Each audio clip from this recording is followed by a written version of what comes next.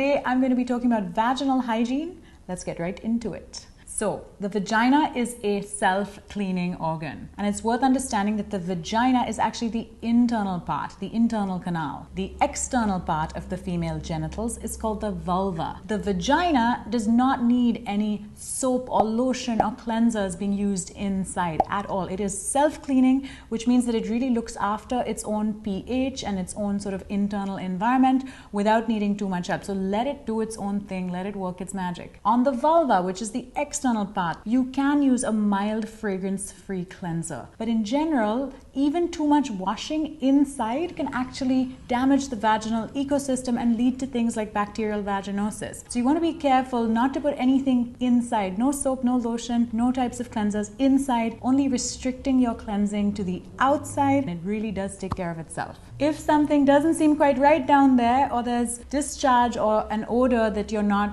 used to, then it's worth seeing a doctor. Don't just put soap or medication or anything in there without first consulting a gynecologist. Okay, next, let's talk about pubes. Simply put, leave your pubes alone. Pubic hair actually exists for a reason. It is to serve as a barrier against friction and infection, to protect the vagina. However, many people mistakenly think that waxing or shaving your pubic hair is somehow cleaner or more hygienic or good for your health. It is purely an aesthetic choice that some people might make, and if you do like how it looks or feels or whatever, make sure you're doing it for yourself. There is no physical or health benefit to shaving or waxing. In fact, you're exposing your skin and hair follicles to infection. That area often gets sore or red, or cuts, blisters, pimples, and all of that stuff are a common side effect of shaving and waxing. So I would say leave your pubes alone, and if you do prefer them shorter, trim instead of shaving and waxing. It keeps the area much happier. Let's talk about underwear and clothing. Wear comfy cotton underwear and change out of sweaty clothes. Cotton is your friend. It lets your skin breathe and it keeps things fresh. You definitely want to avoid tight synthetic underwear, especially if you live in a hot country. And if you're working out, make sure that you change out of your sweaty clothes and undies as soon as you're done,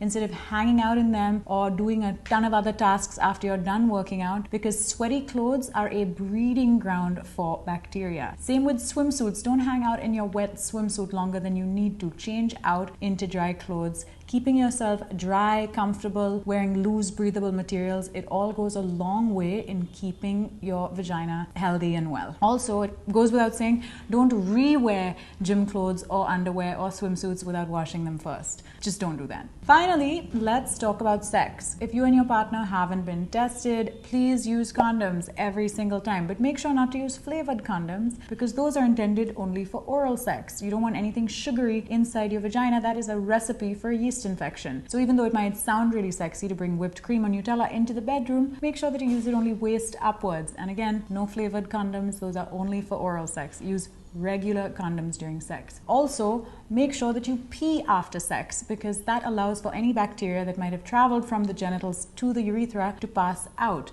That is a great way of preventing UTIs. Always pee after sex and self-pleasure. So there you go. Cheers to healthy, happy vulvas and vaginas.